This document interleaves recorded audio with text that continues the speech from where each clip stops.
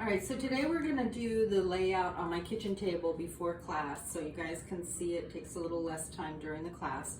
I wanted to point out first this cardboard layout that I have.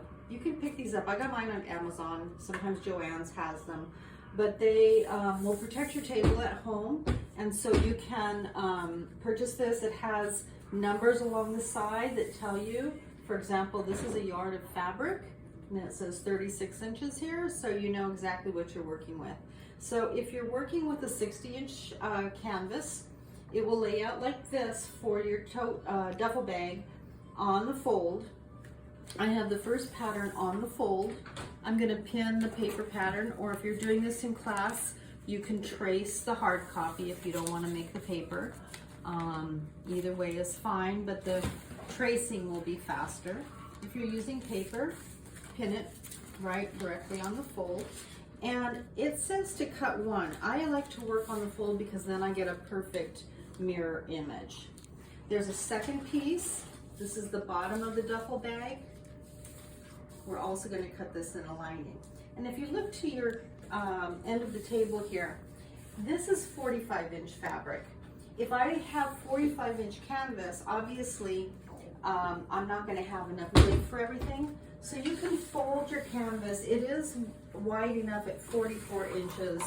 If you fold your canvas ahead of time so that you get the duffel bag on the fold, and then you can get this cut one piece in this section. You need a total of 42 inches. So as long as you have more than 42 inches, you'll be fine. I also have cut one on each of these small pieces, and they have grain lines, so you want to line up your grain lines.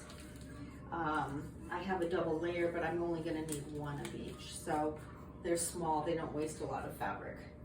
This piece is going to also be part of the lining, and there's a lining piece that looks like this, but it is, as indicated here on my pattern, it is 2 1/4 inch longer than the actual bag. So that's what sticks out at the top of your bag as your lining. So just two pieces on the lining, this larger shape, which is 2 1/4 inches longer, and this piece, which will cut the one single of the self fabric and one of the lining.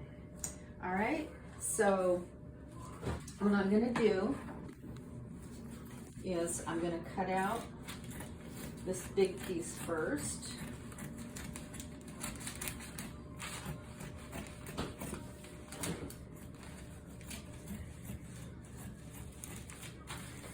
And these patterns have home sewing notches, which are the extended notches out.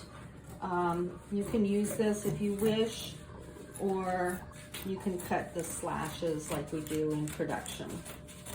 All right, I will continue to pin and cut these pieces. I only need one of these, so I'm only going to pin one layer. And this piece here is a handle.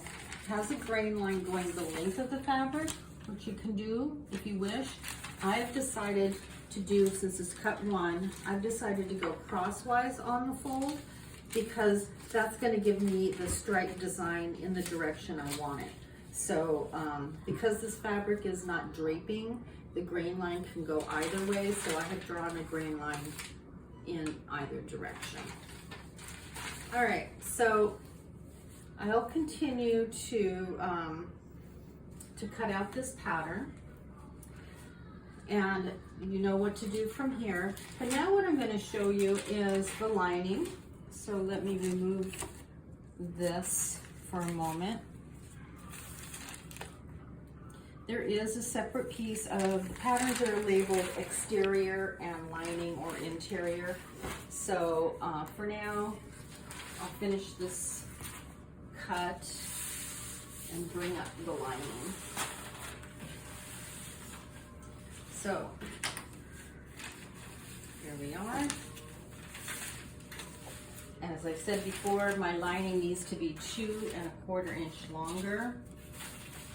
So I am going to pin this. I didn't trace a copy of the lining, but I'm just going to extend it 2 1/4 inches longer. And I can actually get that measurement from this nice piece of cardboard. So if I'm here, lining it up with one of the measurements here, I know that 2 1/4 inches, this is the 24 mark, and 1/4 beyond that for my lining.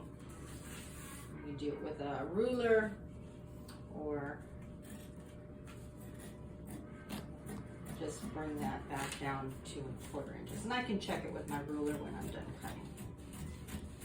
Okay.